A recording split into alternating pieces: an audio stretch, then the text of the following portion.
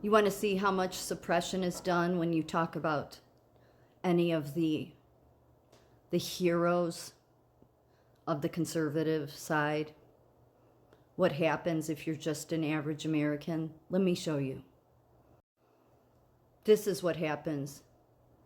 If you look on the bottom, you can see what they will allow. Like the bottom videos, it's like in the hundreds.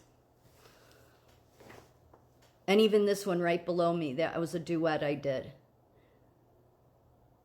But the ones in between the 613 and even after the 494, except for the last one because I just put that up. But you see it's in the double digits.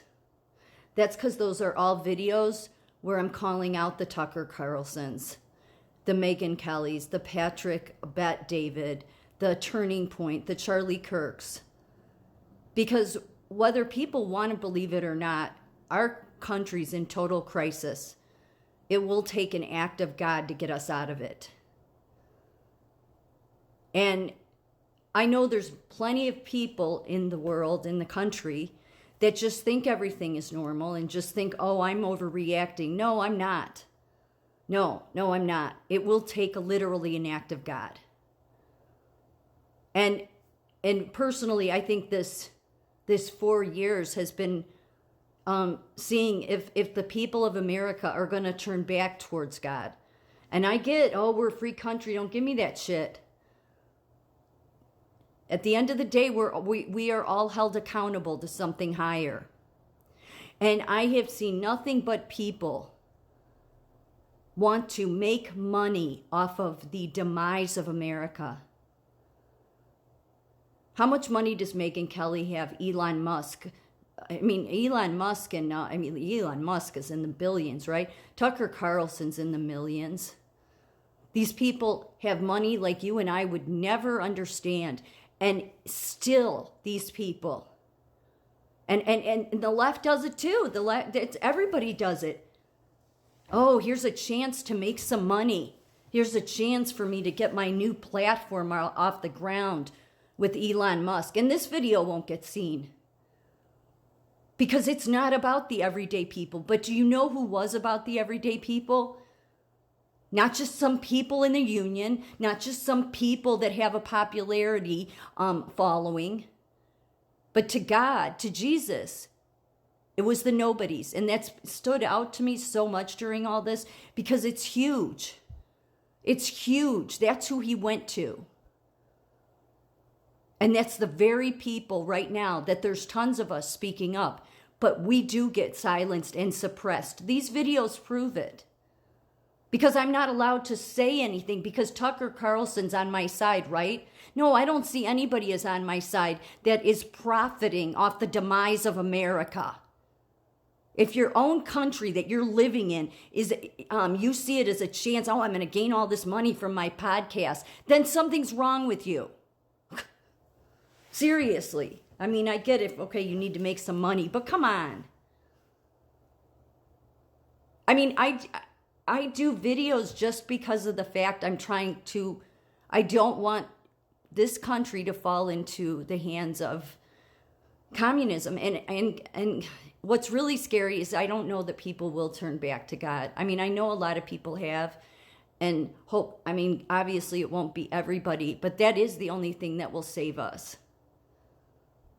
Look, I've said this before, but not for a while, so I'm going to say it again. It's strange, the timing that everything happened, because I had, and you could take this as crazy. I don't care what people think. It's the truth. I had told somebody back then this was going on. Back in like the end of 2018, it's just weird because it was nonstop, I started seeing 1111 everywhere I looked. Not like a hallucination. It was just, you'd see it on an address sign. I would just happen to look at my phone. That went on, swear to God, may God strike me down if I'm lying. It went on every single day, at least 3 or 4 times a day.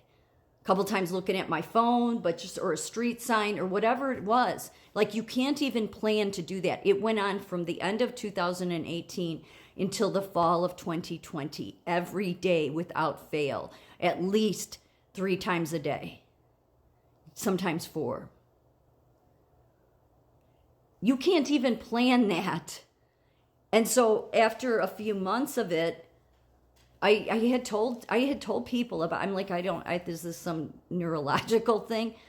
And then I realized as time went on that sometimes God tries to get your attention. And not that God's ever done this before, but I give my will over to God every day, because that's where I got sober. So, and it's been that way for 30 years. That's what keeps me at least trying to stay on the straight and narrow and not fall back into drinking. So I know that that's a real thing. But this was going on, and I just never tied it together. Yet also in 2018 was when these women fresh out of trafficking were coming into the ER. And it started slowly, but then after the 3rd or 4th time, because they always came in with the director of the safe house, I finally sat down and asked this woman about it. And then everybody was, people that followed politics were paying attention, because Trump was in office and the media was all over him every day, trying to rip him apart. But then I found out about the trafficking, and I'm like, oh my God, these women are coming. This is directly tied to that. And then I literally went and looked at his legislation and realized, no, he funded for these safe houses. So there was that. Then COVID came, and then COVID was a total red flag from the very beginning for me, especially what the hospitals did with the masks. I knew right away with that. But I just knew that when they put those this was all designed, it was shady as shit. And then in the middle, right before all of that, we had at work, when I was at Northwestern, we had this contractor come in, and he worked with us for a week. It was about getting rid of waste on our units. And at the end of the week, I asked where he was going to next. And he said, I'm off to Washington. The Trump administration has asked me to come on board and help clean up the VAs.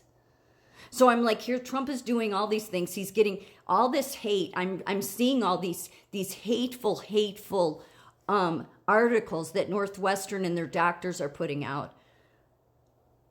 And I'm like, 11/11, I'm still seeing 11/11 all the time. And it only stopped when I finally had put it together.